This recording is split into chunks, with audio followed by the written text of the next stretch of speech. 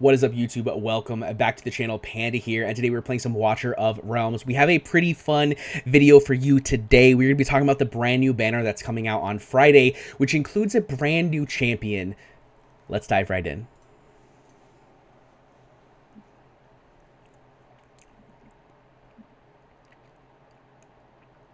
And welcome back, guys. Like I said, we are talking about the brand new banner coming on Friday in a special divination and invocation of spirits summoning with a brand new champion and some pretty other interesting champions in here as well. Let's go ahead and start off with the champions we already know about, and we're going to start specifically with the epics. The first epic we have access to is Voroth.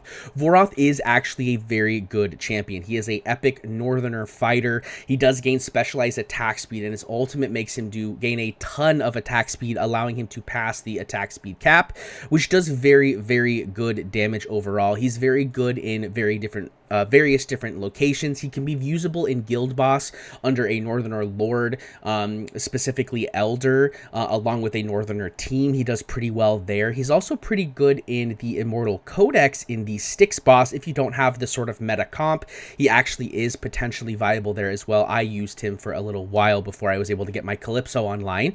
He does do pretty good stuff. He also does have access to I can't think of what it's called, a exclusive artifact, there we go, an exclusive artifact which does actually allow him to deal a little bit more damage, and it was free during an event. So if you're newer to the game, you're not going to probably have it unless you've gotten, it through the regular summoning of the artifacts, like in the summon section. But if you did play before and you maybe didn't build up your Voroth, he is not a bad champion. Getting him to A1, A3, and A5 is actually pretty good, and since he's an epic, it's not super difficult to do. Now would be a good time to do it because this is, of course, a 10x on these champions. Next we have is Lightlock. Now, Lightlock used to be amazing. I mean, like, legitimately amazing. And then they fixed him because he was broken, he was bugged, and so he's no longer as good as he used to be, but he is not bad. He is a pretty decent early game healer, and he's actually a relatively good investment for pushing in faction trials due to the fact that he has both Watcher and Northerner as tags. I wouldn't say you should be summoning on this banner specifically for Lightlock, but if you do happen to get him, he's not terrible. His A1, his A3, and his A5 are okay. Nothing super crazy, but definitely not bad if you happen to pull him. Then we have probably the best epic on this list, which is our boy Maul. Maul is amazing in multiple game modes, but there's two areas that he really, really excels at, and that is in Gear Raid 3, stages 18 through 21, and he's good in the other stages as well, but 18 through 21 in particular because he can handle the left side in Gear Raid 18, and then the left or right side in Gear Raid 19 through 21, preferably left side. I believe he's a little bit better there because he has some really good AoE damage, and his ultimate does allow him to freeze the enemies and push them back and do a bunch of really good stuff, and he's very, very good in Gear Raid 3.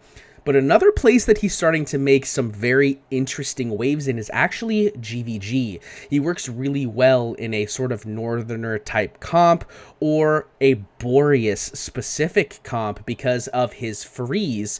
Once you get him to A1, his ultimate freezes enemies instead of knocking them back, he freezes them, which means you get a proc from Boreas's passive to deal a ton of damage. It also just slows down the enemies, which makes it very, very good in GVG when things are very, very tight timings.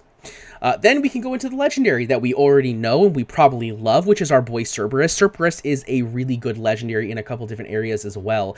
The main places that he excels in is your AoE arenas, your Gear Raid 1, and your Immortal Codex Conqueror. Okay, so those are the three places that he really, really excels at, but he can be used in other places.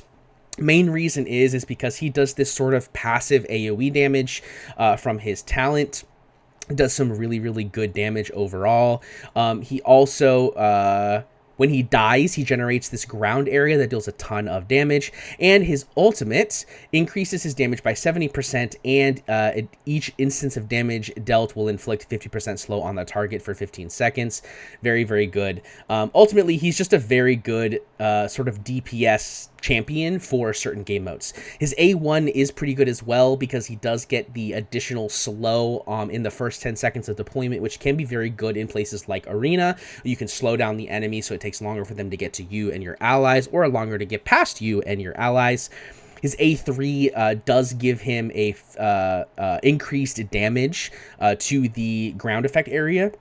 So he gets a 50%, or he gets a boost at 50%, and then when he dies, he'll deal another large chunk of AoE damage as well. And then his A5 reduces the cooldown of his talent by 3 seconds and the HP consumption by 5% max HP, which is really good because it means he can stay alive longer, and when paired with artifacts such as Lunacy Visor, he's able to generate his health back by dealing damage, and by having that reduced damage to his own HP allows him to be able to deal a lot more damage over a longer period of time because it's harder for him to die. So he's very, very good.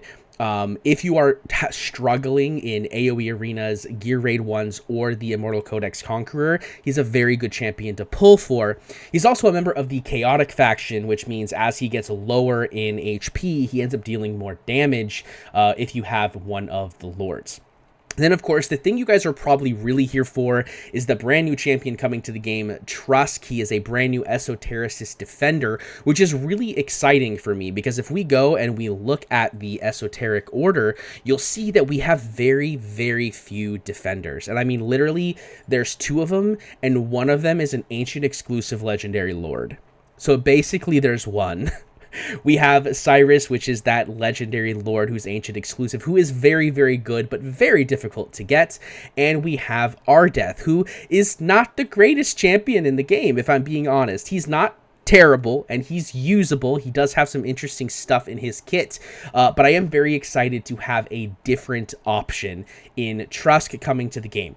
First things first, I think he looks amazing. I gotta say, if Watcher of Realms does one thing right, it really is the design of their champions. They look phenomenal. I love the design. His electric aura of sorts is really cool, and you know, he just looks like a big lizard, which is really awesome.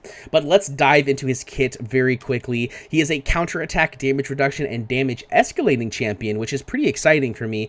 I really like counterattack champions. I think they're really cool. I love the ability of getting hit and killing people when you get hits. It's one of the reasons I played, you know, things in other games like paladins that deal damage when they get hits, or various different things. I love that mechanic in games. It's just so much fun. But let's talk about his talent. All damage dealt scales off of defense. So we're getting a lot of this actually added into the game right now with the brand new fusion Crodor, as well as the epic champion Draga, who technically is already in the game, I believe.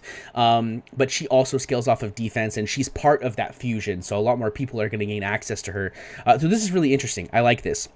Each basic attack launch has a 15% chance of triggering a roll, dealing 120% AoE damage to at most 3 enemies in range, knocking them up. Additionally, when HP is below 50%, restores 5% max HP for every 4 instances of damage taken. This is really, really cool. I like this. The first part is nothing super crazy. I mean, like, yeah, I like getting an AoE damage on his basic attack. That's cool, and the CC is awesome. But this second part of the passive, his ability to heal 5% HP for every 4 instances of damage taken. Let's assume this guy has 100k HP, and he's getting 5% of his max HP for every 4 instances of damage. I mean, that's a lot. That's what, 5,000 HP, which is pretty decent. You know, when you add all of that up, it's not terrible, especially if he's getting hit by a lot of really small attacks. But let's dive into the rest of the kit. So his basic is deals 100% magic damage to 1 enemy in range, and of course it does have the talent part of it, so it can deal up to 3 enemies for 120% AoE damage. Good as well.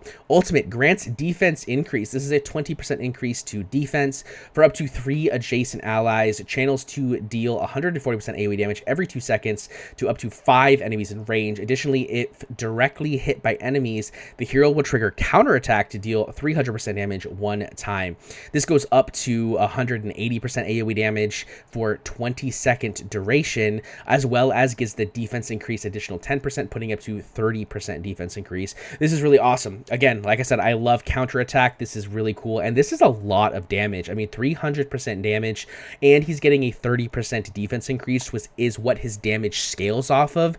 That is crazy. If we go and we look at his defense is 39-32, which is not super crazy, but not bad at all. You could get someone built up to a pretty large chunk of defense. I mean, if we go and we look at some of the tanks that we have, like here, we'll just go look at my Broke here, right? This is my Broke here. He's a legendary. He has a pretty similar base defense of 4,050. I have him up to 75-35 defense, and I'm not even focused on defense. I'm fully focused on HP. Imagine what we could do with a champion in full defense percent gear, right? There's a lot of things that you could do. You could get some pretty insane defense built in, which could lead to a lot of damage, because it makes it seem like this is any time he gets hit, right? So for 20 seconds, he could get hit hundreds of times, right? If he has a Bastion ring on, he's blocking 4 enemies, and he does this ability, and he gets hit once per second by 4 enemies, right? That's 4 attacks per second times 20 seconds. That's 80 attacks. So you could potentially be dealing, if we do the math real quick, because I'm too lazy to do it in my head, that could potentially be 24,000% damage, which is pretty insane. Of course, we haven't really seen this in action, so maybe it's not as strong as we think it is, but definitely could be interesting. Let's look at the passives. Thorny Grasp. When the ultimate is triggered, the hero pulls 1 unblocked target in adjacent tiles towards himself. Defense increases by 10% and block by 1 until the ultimate ends.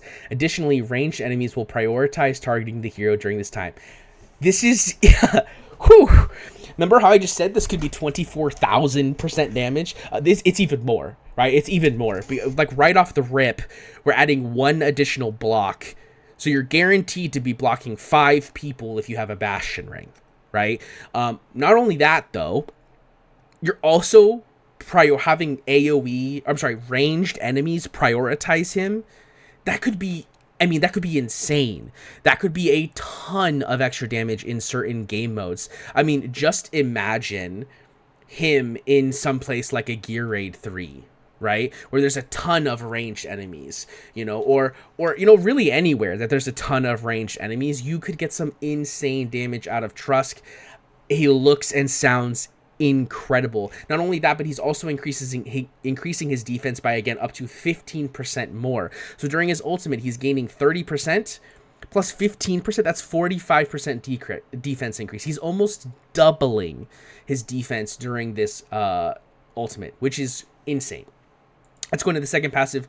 Each ultimate cast increases defense by 10% permanently, stacking up to 2 times. Wow, this goes up to 4 times and an additional block at max stacks. That's crazy, right? So he actually gets 4 stacks, giving him 40% defense. So while he's in his ultimate, he's gaining a ton of damage reduction. And actually, this defense is outside of his ultimate. This is just flat defense, which means the next time he ultimates, he's actually going to be getting more defense because he's increasing his defense before going into the ultimate. So his defense will end up being higher after the ultimate. That's crazy. This guy's looking amazing. I mean, really, really good. Let's take a look at the Awakens, though. A1, when HP is below 50%, reduces all damage taken by 30% for 5 seconds. This effect can be triggered up to 1 time every 40 seconds. This is really cool because of the second part of this passive, right? When he goes below 50%, he restores max HP. When he goes below 50%, he reduces damage he takes. So that's actually really, really cool. What I'd really like to see, if possible, would be to find a way to keep him below 50% for as long as possible, right? That could be really, really cool. It does say that it only does it for 5 seconds, so it feels like it's not going to be in crazy long, but if you can keep this 5 seconds the entire time, before he goes back up, could be very, very good. His A2 gives him flat defense. We love that. A3 deals 20% extra damage to enemies blocked by himself. So this gives him even more value for having a Bastion Ring and during ultimate, because that means that he's going to be gaining 100%, potentially 100% damage while in his ultimate, right? Because he's going to have 3 base plus 1 for his ultimate pull, and then the Bastion, which actually, no, it would be 6. It'd be 60, because once he has max stacks of Lightning Carapace, he's going to have 6 block. 6 block. That's crazy. It's so good. It's so good. It's so good. It's 100. Oh, I'm losing my mind, guys. I'm going crazy. His A4 gives him 8% all damage reductions, which is awesome. His A5 is when receiving fatal damage for the first time, restores 30% max HP immediately. That's really awesome. Again, this is A5, so I think A1 is really good. If you can get him and get him to A1, that's great. If you can get him to A3, I think he could be a very good damage monster. I mean, like, very good damage monster. He is also magic damage. I mean, he could be potentially a magic damage version of Abomination in Gear Raid 1, right? A lot of people actually use a defense reduction, physical vulnerability, Abomination DPS type comp for Gear Raid 1, especially pushing up towards like Gear 18 or stage 18 and 19. 20 and 21, it falls off a lot, but in stages 18 and 19 actually works really well. But this is a magic damage dealing one, right? So he's actually going to deal a ton of magic damage, which means he's going to work really well in that game mode. So could potentially see him be a very good sort of like secondary DPS in Gear Raid 1. So very exciting. I think he's phenomenal. I think this banner is very good. I don't think I personally am going to pull on it, at least not go hard on it, because we do need to pull on it a little bit for the time-limited hero fusion for Crodor that's coming out, because we do have a spiritual altar, so we'll probably need to pull at least a little bit into him, but I don't know if I'm going to go super hard on him. I don't remember where I am in pity, if I'm being honest with you, but I don't think I'm very far in. I feel like it's been pretty close. Maybe it's actually farther than I think.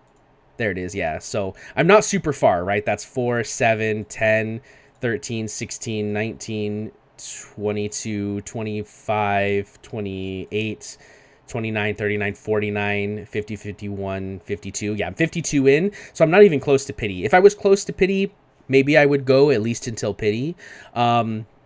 But I do think that I'm going to at least pull enough to get the whatever I need from Spiritual Altar for the Crodor fusion, because if you haven't already seen the video that's either out already or will be coming out shortly, I'm not sure what order I'm going to put these videos out in, but he is actually looking really good as well. He's another tank, so we're getting lots of defenders, which makes me wonder if they're going to add another sort of game mode that has a lot of use for defenders, or if they're just trying to buffer everyone's defensive capabilities for things such as the Immortal Codex. But either way, that's going to be it for me today, guys. Make sure to hit that like button. Let me know that you liked the video. Leave a comment down below with how excited are you for this brand new banner that's coming out, and are you going to pull on it like crazy or just enough to get your Crodor fusion done? Also, guys, we are again making a huge push for 5,000 subscribers by the end of the year, so please get us pushed to 2,500 if you can. That would be really amazing. That's it for me today, guys. I really hope you enjoyed it, and I'll see you in the next one. Peace.